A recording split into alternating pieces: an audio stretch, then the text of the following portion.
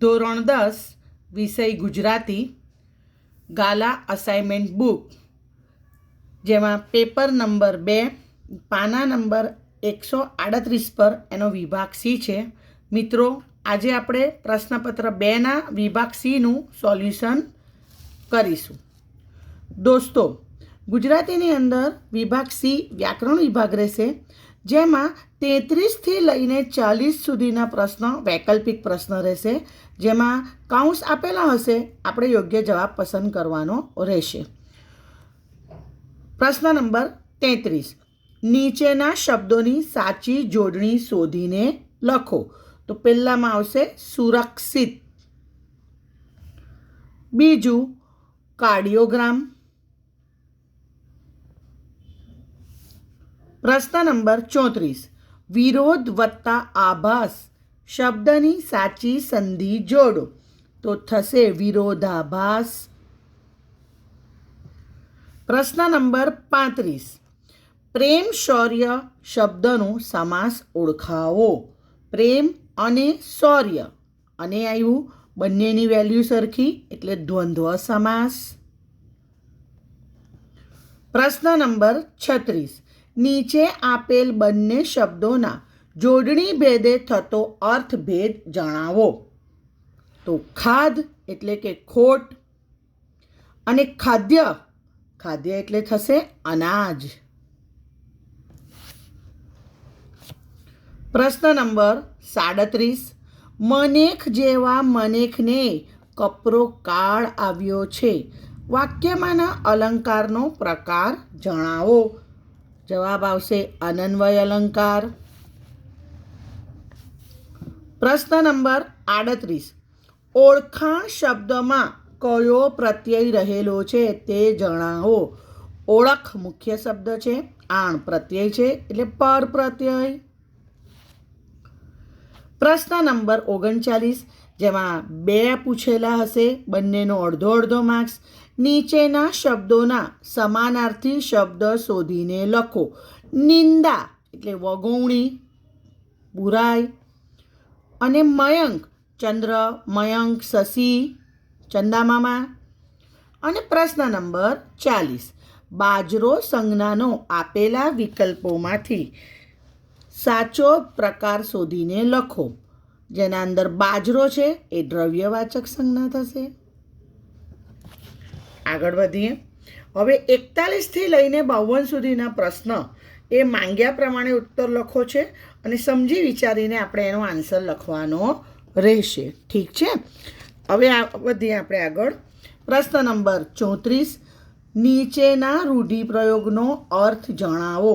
ગજર ભાંગવો, ગજર એટલે સમય, એટલે સમય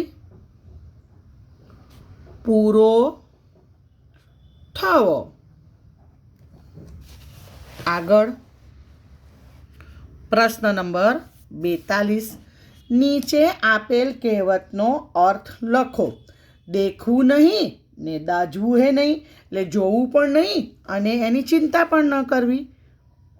લખવું પડે જોવું પણ નહીં ને એની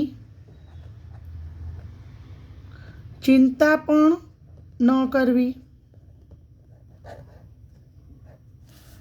પ્રશ્ન નંબર 43, કરજ વસૂલ કરનાર એટલે લેણદાર. પ્રશ્ન નંબર 44, નીચેના શબ્દ માટે વિરોધી શબ્દ લખો. 44મું સુધા, તો એનું વિરોધી થશે વિષ.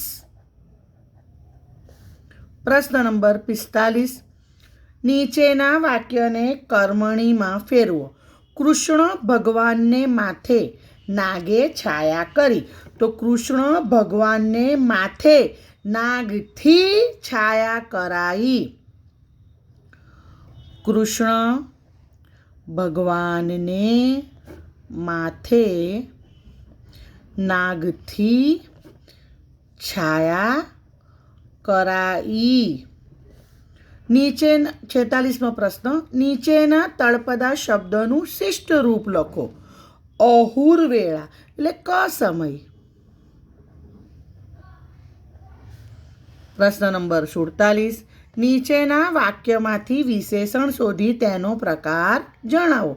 હર્ષિદા બહેન સુંદર અક્ષરે નિબંધ લખે છે. તો સુંદર ગુણવાચક વિશેષણ. યાદ રાખવું, અહીંયા વિશેષણ શોધવાનો અડધો માર્ક્સ છે અને એનો પ્રકાર લખવાનો અડધો માર્ક્સ છે. તમારે ઉત્તર વહીમાં આન્સર શીટમાં માત્ર ને માત્ર ઉત્તર લખવાના છે અને ગુણવાચક વિશેષણ એવું લખવાનું છે. સુંદર ઇક્વલનું સાઇન ગુણવાચક વિશેષણ. પ્રશ્ન નંબર 48. નીચેના વાક્યમાંથી ક્રિયા વિશેષણ શોધીને તેનો પ્રકાર જણાવો. એની ઉંમરના છોકરા સાથે જરા ભળવા તો દો. જરા એ ક્રિયા વિશેષણ છે એટલે આ શોધી કાઢો એટલે અડધો માર્ક્સ અને એનો પ્રકાર છે માત્રા સૂચક. માત્રા સૂચક ક્રિયા વિશેષણ. પ્રશ્ન નંબર 49.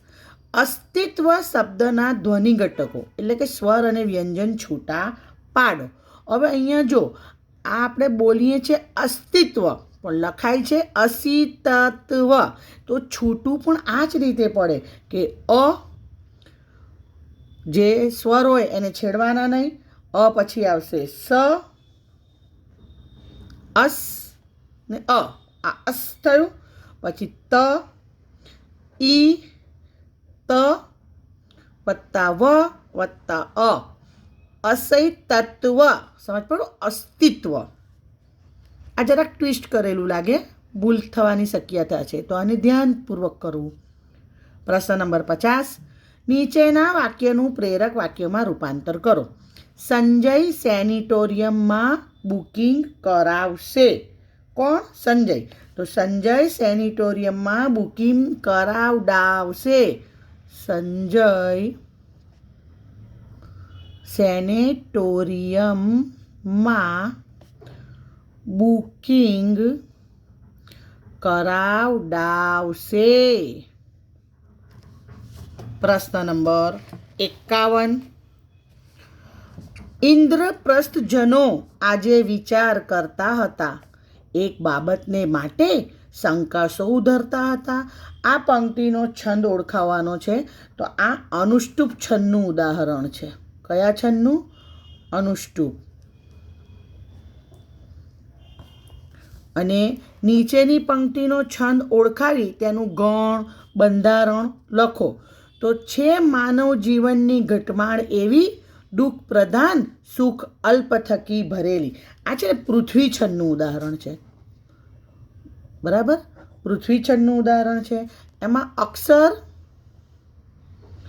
17 છે અને ગણ જસ જસ યલગા. જસ જસ યલગા. ઓકે મિત્રો, આશા રાખું છું મારા દ્વારા અપાયેલી આ સમજૂતી તમને ગમી હશે. નવા વિડીયોમાં નવા પેપરના સોલ્યુશન સાથે મળીશું. All the best for exam.